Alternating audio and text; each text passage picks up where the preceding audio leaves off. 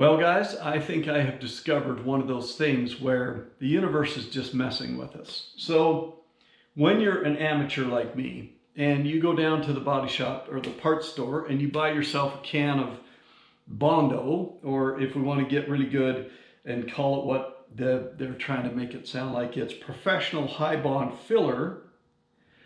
But when you buy a can of this, all you're doing really is you're just going to take that stuff and you're going to smear it on the side of some vehicle, and then you're going to sand it all off and turn it into dust on the floor.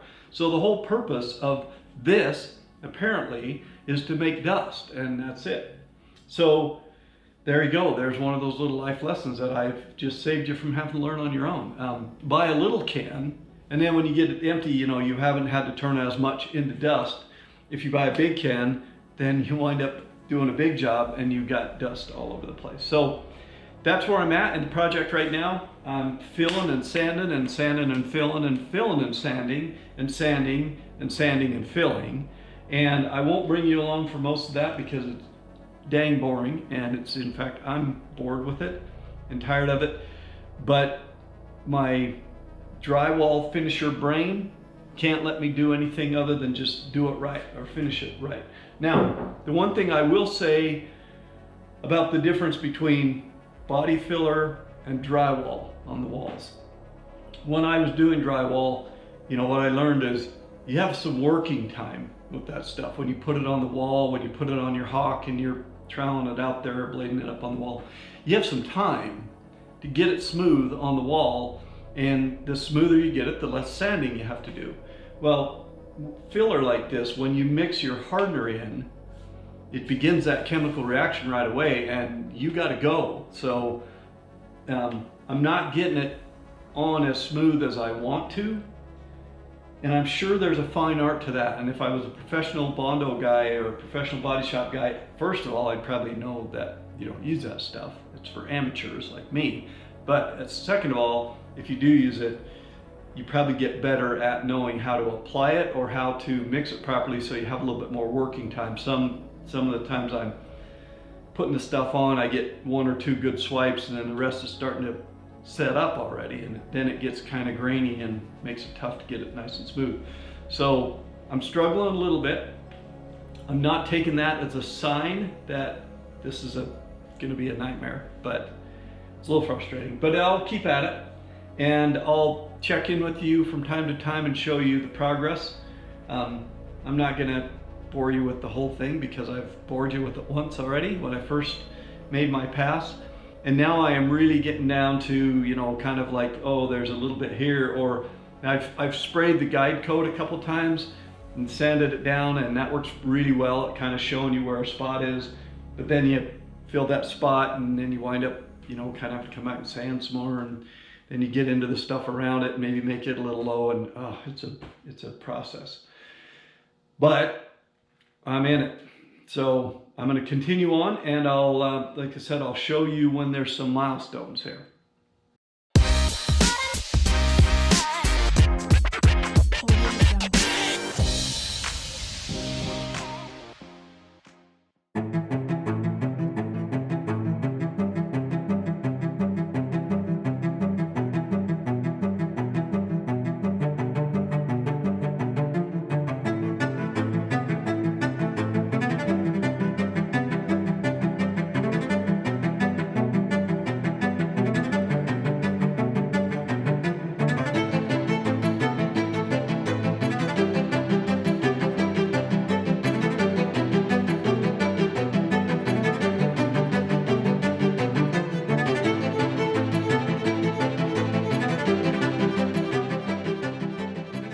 All right, guys, well, I've got no mask on now, so that's a good sign. The sanding on the passenger side of the tub is done. The blocking, I started with the 320 grit, moved up to the 400 grit.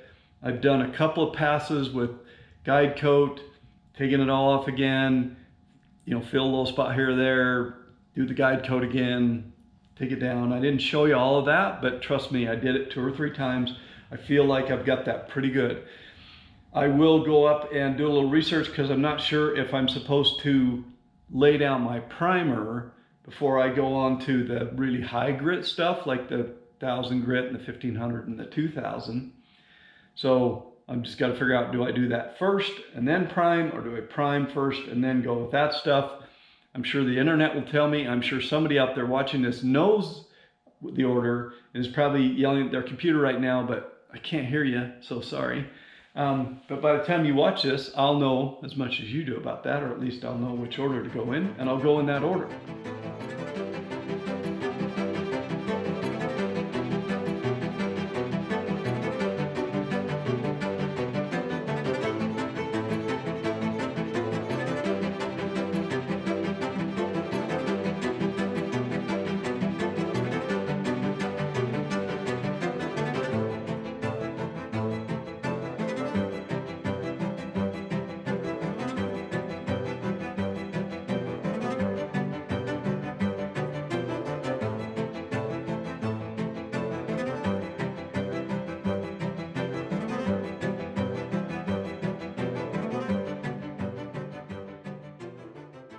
Now, the hood is behind me. You saw me throw that up on the table.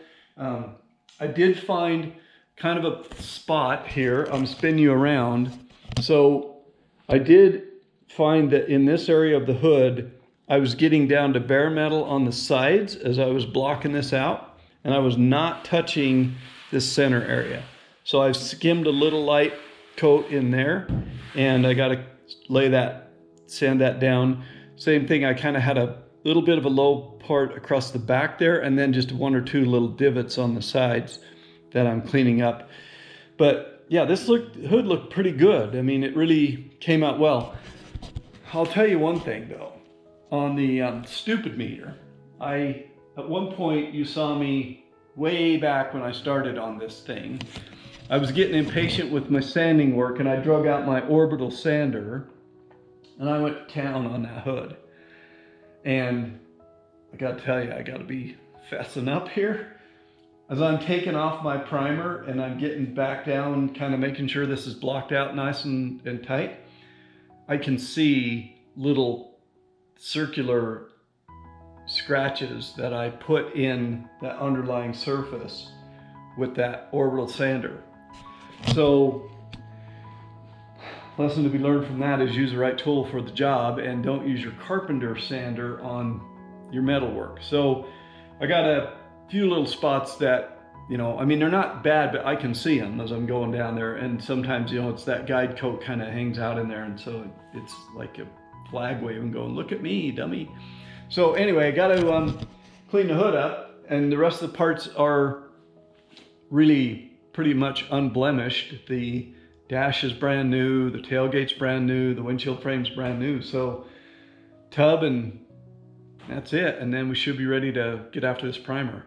So unfortunately, I got to go on the road one more time. I got to leave day after tomorrow and go over to Colorado for a couple days. And then I'm done with this big project I've been working on. And I'll have nothing on the travel schedule other than camping trips for the foreseeable future, other than up into October. So there we go. I might leave it here. You may see some more stuff after this. You'll be as surprised as I am if there's more, or if there's not, then it's because I didn't do anything else and I put this in the can and uploaded it. So thanks for watching, just in case this is the end. If it's not the end, don't stop watching, because there's more to come.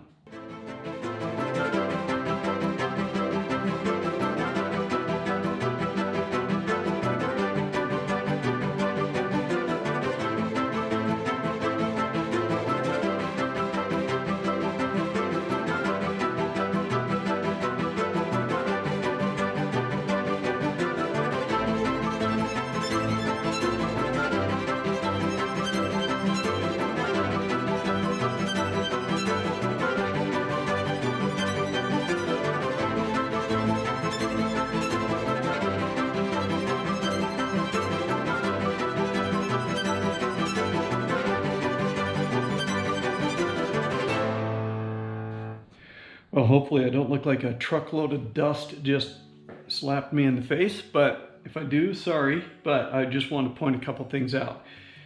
This guide coat thing, when I was watching that guy do that on the video, I was like, man, seems like you can see well enough, especially to my trained drywall finisher eye. However, I've become a convert, so I'm gonna show you what I'm talking about. So, see that spot right there? That's guide coat in a low spot. There's an edge right there that I did not know existed. I've got a little bit of an edge back here. You can see an edge there and there. So there is some real benefit to doing the guide coat. There's a little low spot there, I'm working that out, and a little edge there, I'm working that out. Now I'm doing 400 grit now, so it doesn't take very much off at a time. So I guess this would be where we say we're paying our dues. But in my low spot in the hood, I have a substantial kind of low area there. I can actually feel it right there. And this is a little gray and a little edge right there, but we're hitting the point where I'm gonna probably live with some of this, but I'm gonna work that out. I'm gonna work these edges here out. I'm gonna work that out because this surface in particular is probably the one that I'm paying the most attention to out of everything. Because let's face it, when the Jeep's out in the sun, assuming it ever gets out in the sun again, this is the part that the sun's going to be the most unforgiving on.